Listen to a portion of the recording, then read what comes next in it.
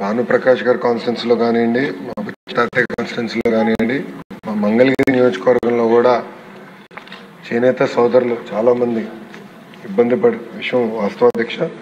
అందుకే పాదయాత్రలో నేను వాళ్ళని కలిసినప్పుడు ఆనాడు మన హామీ ఇచ్చి 200 యూనిట్లు కరెంట్ ఉచితంగా ఎవరైతే వాళ్ళ ఇంట్లో మగ్గాలు ఉన్నాయో వాళ్ళకి ఉచితంగా ఇస్తామని చెప్పాము. ఆ హామీ కూడా ఈరోజు ప్రజాప్రభుత్వం నిలబెట్టుకుంటాం కూడా జరిగింది అధ్యక్ష.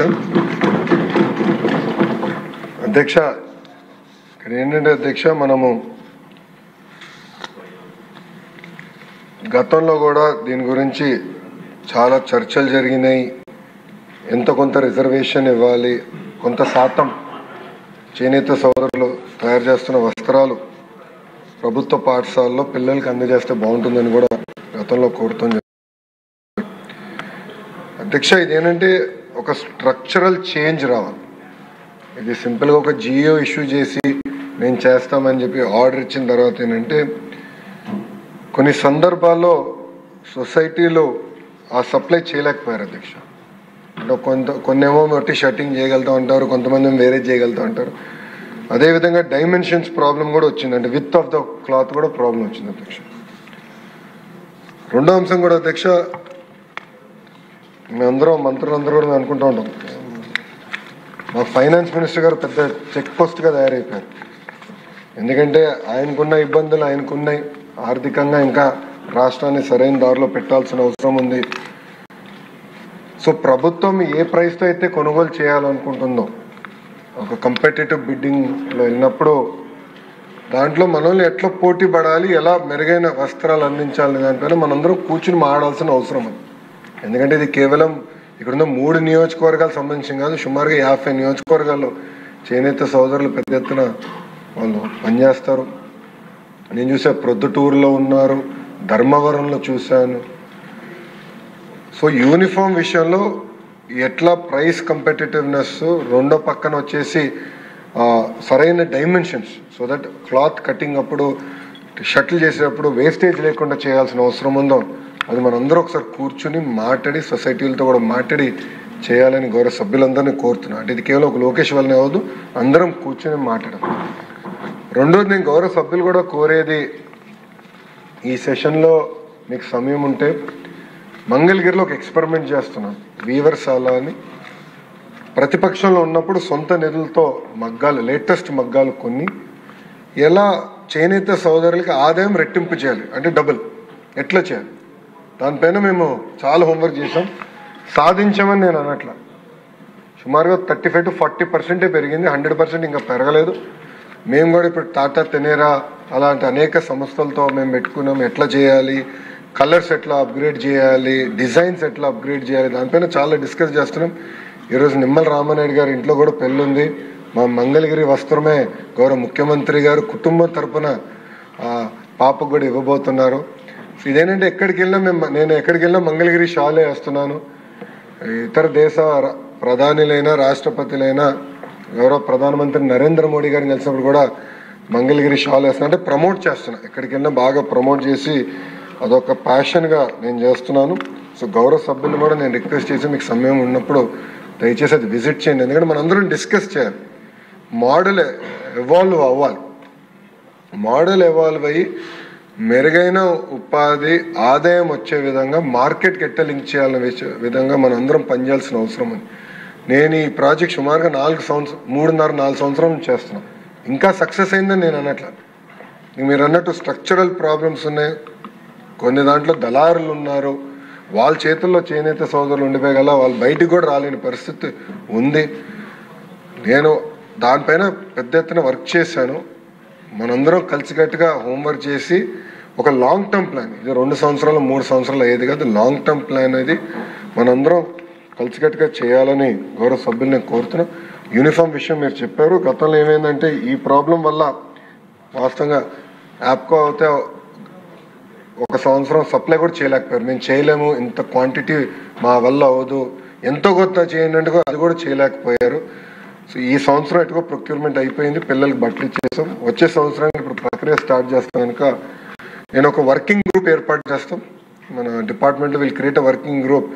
2 పెద్దలు మీరు మీరు కూడా బుచ్చే తాత నాయకత్వంలో మీరు కొంచెం ఎమ్మెల్యేలందరూ మాట్లాడి ఒక 4-5 మీరు వర్కింగ్ గ్రూప్లోకి రండి, కూర్చుని లెటర్స్ డిస్కస్, దీన్ని ఎట్లా మెయిన్ స్ట్రీమ్ చేయాలో చేద్దాం.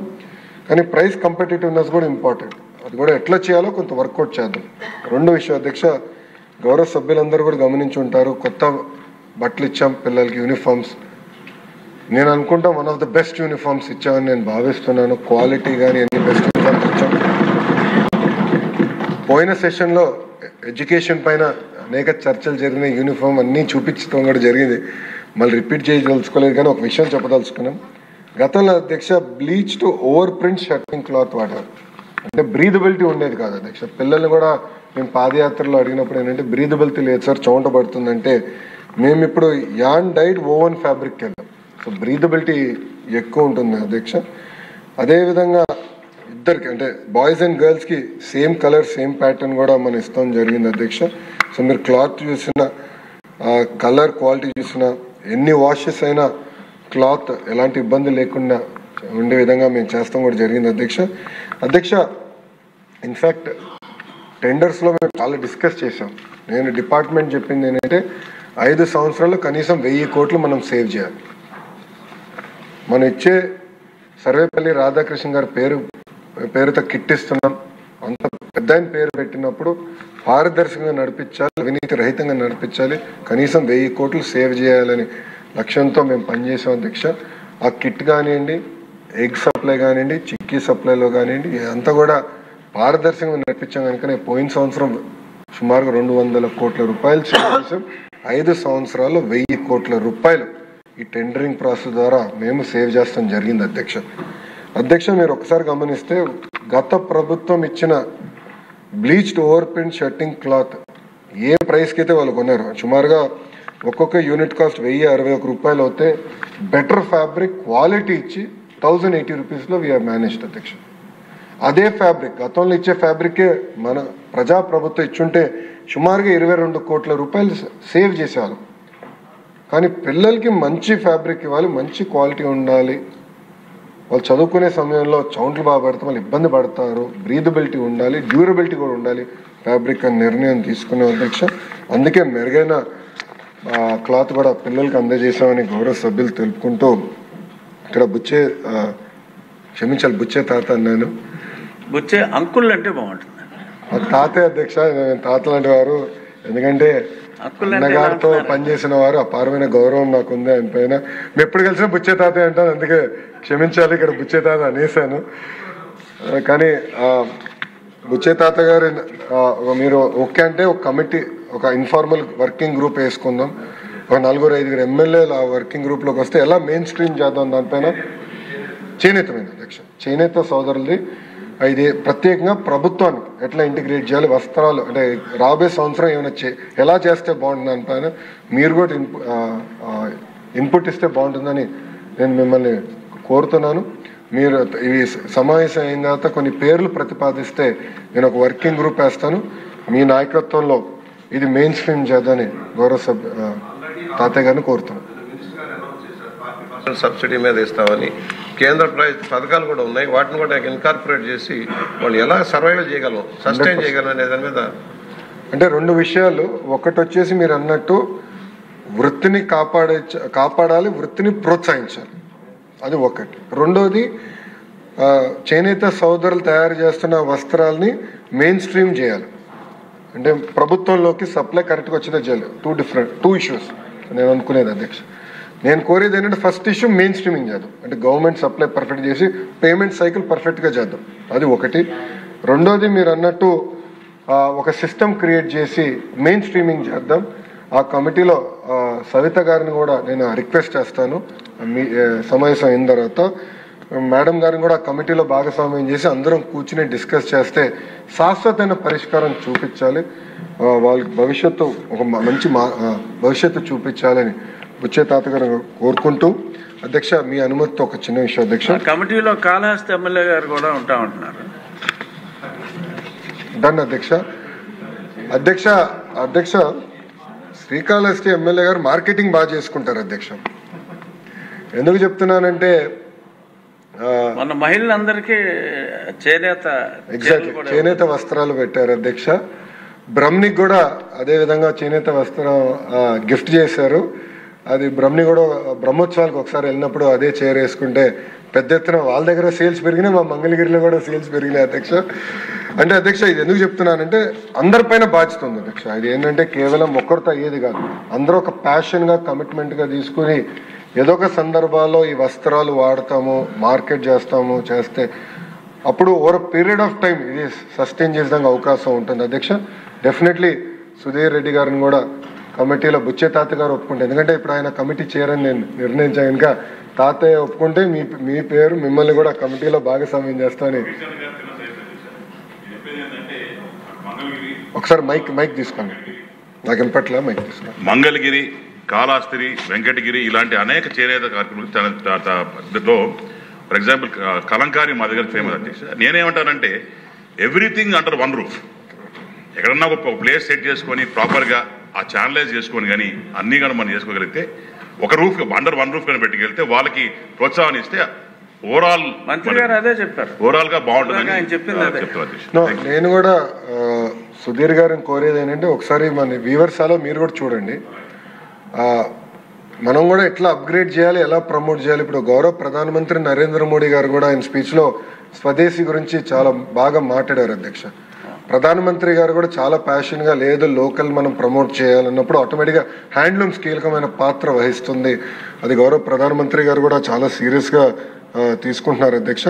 సో అది నేను పర్సనల్గా తీసుకుందాం. We will drive it to logical conclusion and deliver అన్నట్టు అధ్యక్ష. రెండో విషయం అధ్యక్ష, మీ అనుమతితో అధ్యక్ష, ప్రజాప్రభుత్వం అధికారంలోకి వచ్చిన తర్వాత గౌరవ ముఖ్యమంత్రి గారు చేసిన తొలి సంతకం మెగా డిఎస్సి అధ్యక్ష. 5 సంవత్సరాలు ఎక్కడ గత ప్రభుత్వం ఒక్క డిఎస్సి కూడా ఏర్పాటు చేయలేదు అధ్యక్ష. సో సుమారుగా 16,000 మంది ఉపాధ్యాయులతో మెగా డిఎస్సి మన ప్రభుత్వం ఏర్పాటు చేసిన అధ్యక్ష.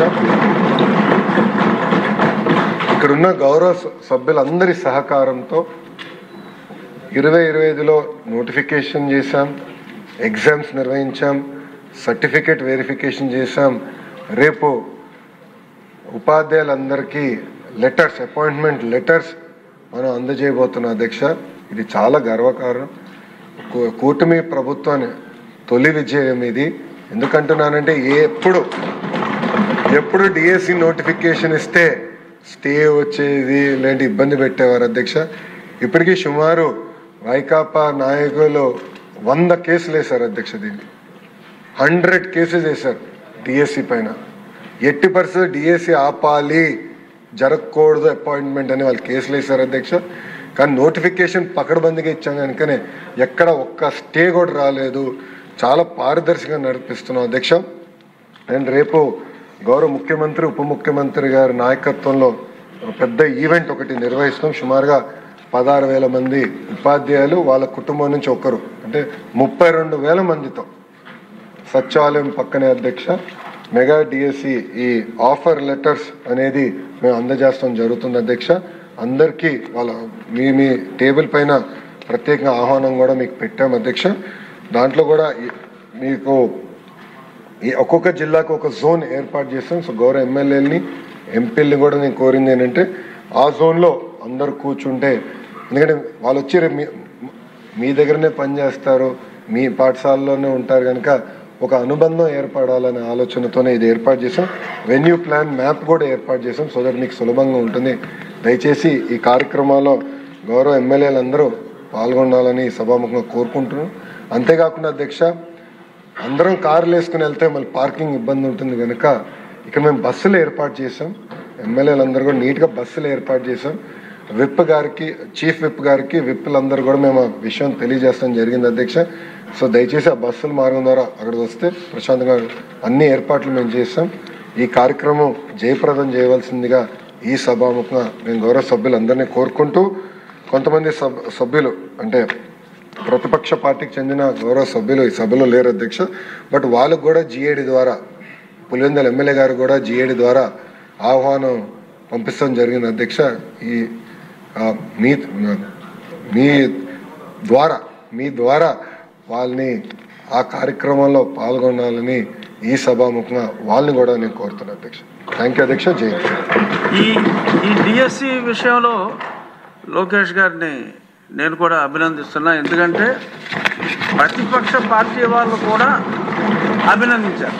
ప్రతిపక్ష పార్టీ వాళ్ళు కూడా ఎక్కడ చిన్న ఆ సెలక్షన్ ప్రాసెస్లో అప్రిసియేషనే తప్ప కామెంట్ చేయాలన్నా కామెంట్ చేయలేని విధంగా జరిగిందని చెప్పి నాకు వేరే వాళ్ళు కూడా చెప్పాలి అంటే వైరి వర్గం వారు కూడా అంటే పొలిటికల్గా వైరి వర్గం వాళ్ళు కూడా అభినందించారు. దీనికి ప్రత్యేక ధన్యవాదాలు. Thank you.